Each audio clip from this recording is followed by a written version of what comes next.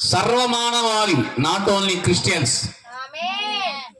సర్వమానవాళి, వారు ఏ కులంలో పుట్టినా, ఏ మతంలో పుట్టినా, ఏ వర్గంలో పుట్టినా, ఏ దేశంలో పుట్టినా, ఏ జాతిలో పుట్టినా, వీరందరినీ కూడా, మనలందరినీ కూడా మన తల్లిదండ్రులు ముద్దాడక మునిపే, మన తల్లిదండ్రులు పేర్లు పెట్టక మునిపే ప్రకారం మనలను పిండంగా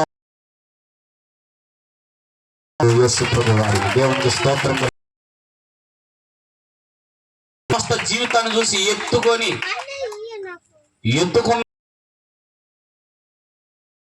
కలవరి సిలువలో ప్రాణం పెట్టిన యేసయ్య చేతులు దేవునికి స్తోత్రం కలిగి ఉంటాం.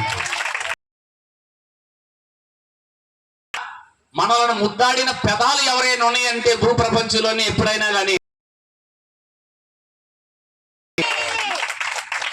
తల్లి గర్భంలో నీకు కొంతకాలానికి రక్షింపబడిన తర్వాత రావాల్సిన పేరుని మొట్టమొదటిగా పిలిచిన దేవుడు కూడా యేసు ప్రభువు. దేవునికి స్తోత్రం కలిగింది. భూమి మీద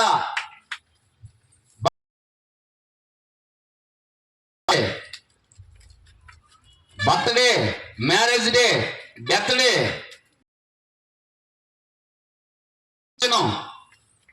తల్లి గర్భంలో నుండి నువ్వు నేను బయటికి రాకమునిపే, సర్వ మానవాళి ఎవరు బయటికి రాకమునిపే లాస్ట్ డే డిసైడ్ చేసిన దేవుడు కూడా నజరేయుడైన యేసు ప్రభువు వారే. దేవునికి స్తోత్రం. అంతేకాదు మనం ఎవరు కూడా యేసు ప్రభు రాసిన దేవుడు నిన్ను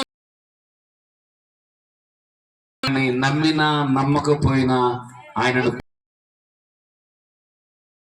ఆరాధించకపోయినా, ఆయనను కొట్టినా తిట్టిన అవమానపరిచి నిందలు వేసి మనం తల్లి గర్భంలో ఫస్ట్ డే లాస్ట్ డే ఉంది మానవాళిని కాపాడుతుంది కూడా బైబిల్ దేవుడు యేసు ప్రభువు. దేవునికి స్తోత్రం.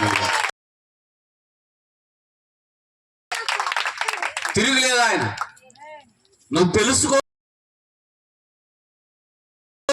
నిన్ను తల్లి గర్భంలో వేసింది ఆయన, నేను తయారు చేసింది ఆయన. అంతేకాదు రూపమో, ఏ పక్షి రూపమో, మరో సాక్షాత్తు ఆయన స్వరూపాన్ని, ఆయన పోలికను మానవ సృష్టిని చేశాడు. కానీ స్వహస్తాలతో మాత్రం మానవులను మనవి చేశాడు. ఆయన స్వహస్తాలతో మానవుడు వాడే మానవుడు గొడగంటి చప్పట్లు కూడా దేవునికి మహిమ కలుగును.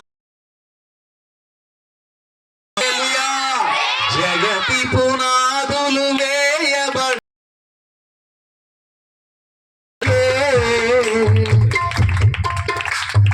భూమ్యాకా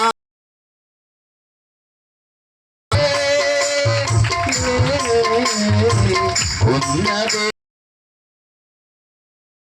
ఆది సంభూతుడు,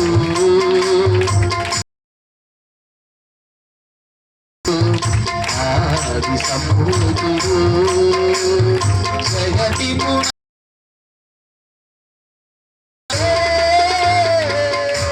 దేవునికి స్తోత్రం.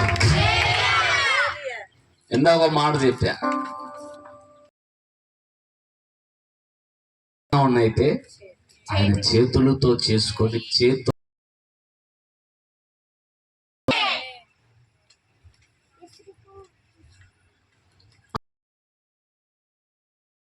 దేవుణ్ణి మనం కలిగి ఉన్నాం. యేసు ప్రభు కారణం మొదట గుర్తుపెట్టుకోండి, మనం పాపులమని రాలా. ఆ బంధం లేకపోతే మన రుణాలు ఆయన కట్టాల్సిన, అవును కదా. జాయిన్ అయ్యేవారు, నా పిల్లలకి మీరు ఫీజులు కడతారా? ఉంటే పోనీ మీ ఫీజులు, మీ పిల్లల ఫీజులు నేనేం కడతానా? వాళ్ళే కట్టాలి. నా పిల్లలకి నేనే